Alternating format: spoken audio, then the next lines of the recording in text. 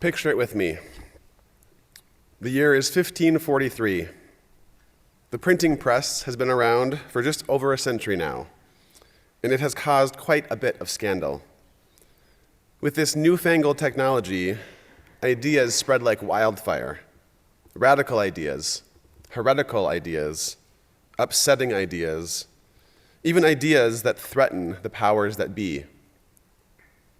Imagine for a moment that you are a well-educated person of means.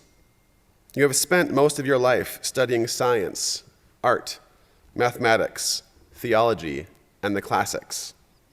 Then, one day, a book falls into your hands, a revolutionary book. It is the book by Copernicus that explains his radical theory that the sun does not revolve around the earth. That despite all of our best minds and years of thinking, we have been getting it wrong all along. The prevalent myth at the time was that the universe existed for humans, for our flourishing, for our survival. The sun rose and fell so that we would have light and warmth. Up until this point, the earth had reigned supreme, and all of our ways of knowing had been acquired through a geocentric worldview. Of course the sun revolved around us. That is the exact thing that we experience on a daily basis. Who can refute that? Well, Copernicus did. He challenged the supremacy of the earth by recentering the focus on the sun. With the arrival of this heliocentric lens, the way that we understand astronomy and science changed forever. This decentering of the earth was a revolutionary act, partially because it endangered the power structure of the day. It must have been devastating, both for the peasant and the emperor, to be told that one was not the center of the universe, that one was astronomically less important than one thought themselves. And I bet that some people got very defensive. One religious reformer actually accused Copernicus of putting in motion the static earth and stopping the dynamic, ever-revolving sun, saying, "Wise rulers should have curbed such light-mindedness."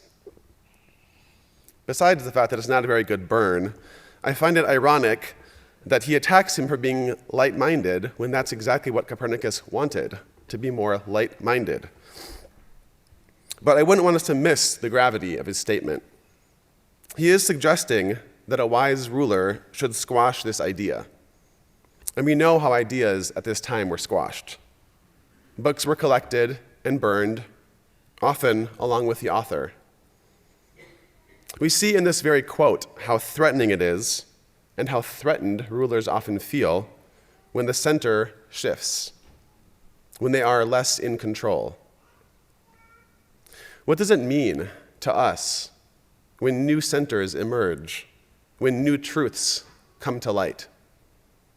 How do we summon up the courage and the humility to live in the glaring and sometimes harsh light of these new truths? In my study of Unitarian Universalism, I have often been left in awe at our ability to encounter and accept revolutionary ideas. And yet, I have also been consistently surprised by the history of our own self-centeredness. UU theologian Paul Razor summarizes it best when he says, "Liberals want to create a strong and inclusive community, but we often want to do it without giving up anything." I hear the laughter. Without letting down the barriers we erect around ourselves in the name of individual autonomy. I understand this tension. Individual autonomy is so important. Our free and responsible search for truth and meaning depends on it. But sometimes our own philosophical or theological certainties get in our own way. Sometimes they act as barriers separating us from each other. And when we put up too many of these barriers, we begin to realize that we are no longer in a circle of embrace, but rather we are in a box, hemmed in on all four sides. Sometimes we realize that we are in an echo chamber, but one of the ways to lower a barrier is to encounter truly and listen deeply to a person whose ideas are different from our own. What happens, for instance, when a humanist-leaning congregation begins to encounter new types of humanists who aren't as opposed to religious expression? I recently went to a humanism conference right here in this exact building, where there was a panel of distinguished and diverse humanist thinkers. There were many common threads, but the primary one interwoven throughout the weekend was the call to expand our understanding of humanism.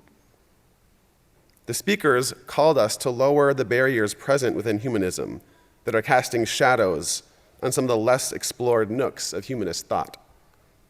They called us to shine a light on the complexity and diversity of the voices within humanism. Humanism today cannot afford to be monolithic or inflexible. But these shade-causing barriers demand a little more attention and a quick primer in millennial lingo. You see, the phrase "to throw shade" is lingo meaning to judge harshly or criticize with a stinging bite and a caustic wit. It is sometimes represented in picture form as a person giving side-eye. You know the look. The core image of light and shadows still exists, because if you are throwing shade, you are turning your back on the shade recipient.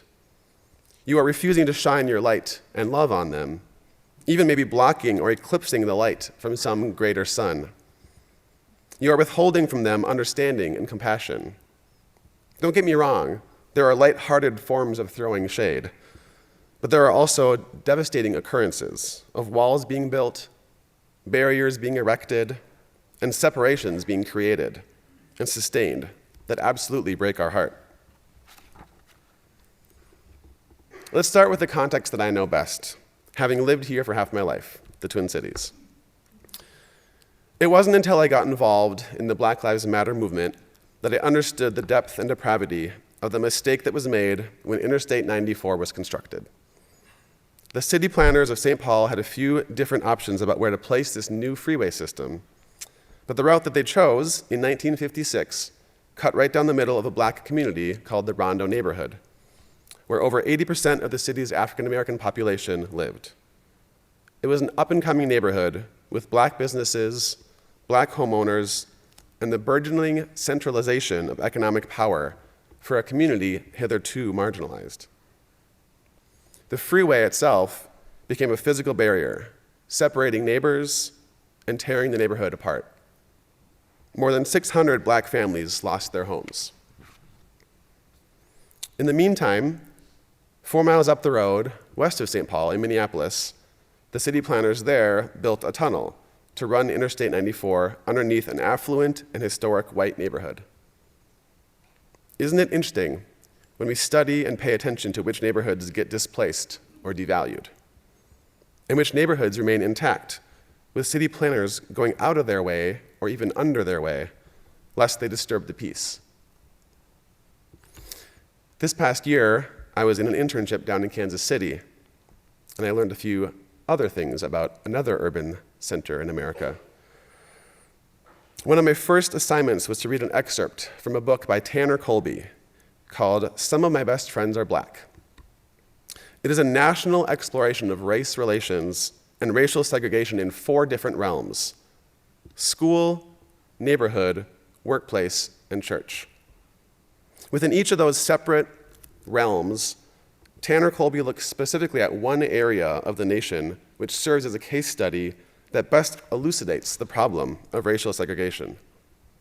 For the section on neighborhoods, housing, and real estate, he studies Kansas City and the unfortunate yet intentionally choreographed white flight to suburbia and the resultant economic depression of the area east of Troost Avenue. For those of you who do not know Kansas City, Troost Avenue is the north-south road that basically serves as a line of racial segregation, even in 2018. 80% of residents west of Troost are white, and 80% east are black. This is America in 2018. In his book, Colby highlights the racial contracts that prohibited white families from selling their homes to black families. He spells out the ramifications of the practice of blockbusting that was rampant primarily in the white neighborhoods that bordered the black neighborhoods, and which spread south over some 40 blocks of land just east of Troost. And he also sheds light on the intense but subtle racial coding of the advertisements intended to draw white people from the urban danger zone to safe white suburbia. Studying this history was riveting and challenging at the same time, especially when we consider that Kansas City was not the only city with racial contracts and racially coded propaganda. If anything, racialized city planning was the rule more than the exception. What makes it even more heart-wrenching is knowing that these racist real estate laws and practices have present-day ramifications, and not just in Kansas City, but in cities across the nation. Troost Avenue used to be a corridor that was alive with people and traffic, commerce and community, and now many of the businesses along that strip have been closed, and some real estate agents still refuse to show any homes east of Troost to white prospective homebuyers, saying seemingly harmless things like, "Oh, you don't want to live east of Troost." But what we need to realize is that phrases like these contribute to the structure of systemic racism. Unless we act boldly to dismantle that old prejudice, we will perpetuate the lie that someone else started many years ago, which has caused a long and painful north to south scar on Kansas City, an embodied representation of structural racism, much like the scar of Interstate 94 here in St. Paul. It might be easy to say things like, "I oppose white supremacy," when what you picture is white men in khakis with torches or KKK members marching down the street. But what does it mean to take a bold stance against the more subtle forms of white supremacy? White supremacy might look like a kind of thinking that centers white people and their needs over and against the needs of others. Or it might look like allowing a freeway to disrupt a black neighborhood while pushing it underground to avoid disrupting a white one. White supremacy might look like a city essentially trapping people of color into a specific neighborhood while intentionally depressing that neighborhood's property values, thereby stealing wealth and limiting economic upward mobility. Or white supremacy might look like inviting or even manipulating white people who are well resourced to move out of those very same neighborhoods, taking with them their wealth, resources, and economic boon, and allowing them to build and solidify their collective power elsewhere. This is the real grist, the matters that need to be looked at with a naked eye. When sociologists and social critical theorists talk about racism, systemic racism, and structural racism, this is what they mean. And this is the racism that I feel called as a white person to help dismantle. Just as it took a lot of work and energy to dismantle earth supremacy in 1543, it will take a lot of work to dismantle white supremacy and to decenter whiteness.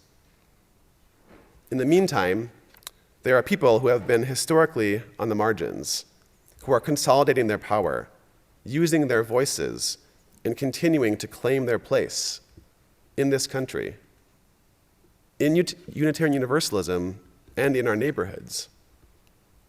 Are you listening? Our history is not pure and blameless. It is complex and messy. One of the strengths of our Unitarian Universalist faith is that it teaches us about the importance of encountering ideas and people of all shapes and sizes, types and colors. And one of the strengths of our faith is to be able to navigate those potentially rough waters. We are not a unanimous, unilateral, or monolithic church. We are flexible. We are not held together by one belief or by one set of beliefs, but rather we share common values and principles that guide us on our search for meaning and truth. And that search for truth leads us to honestly confront our history while looking imaginatively toward the future, holding tradition in tension with innovation. They are both important, and they are not mutually exclusive. However, What I want to warn us against is a celebration of our tradition that neglects its fullness and complexity, a version of our history that fails to explore our shortcomings, faults, and transgressions. Much like the people in Copernicus's time who had to dig deep for humility that would allow them to understand that our knowledge was imperfect and limited, let us be a people who welcome mind-expanding, tradition-breaking knowledge. Let us not deny the reality of our history, jaded though it is, but embrace it in all of its complexity, finding ways to grow and learn from it. Let us not live our lives in the shadows, but let us step into the bold and even harsh light of truth. Let us say we and know who we mean, and each day let us mean one more. Make it so.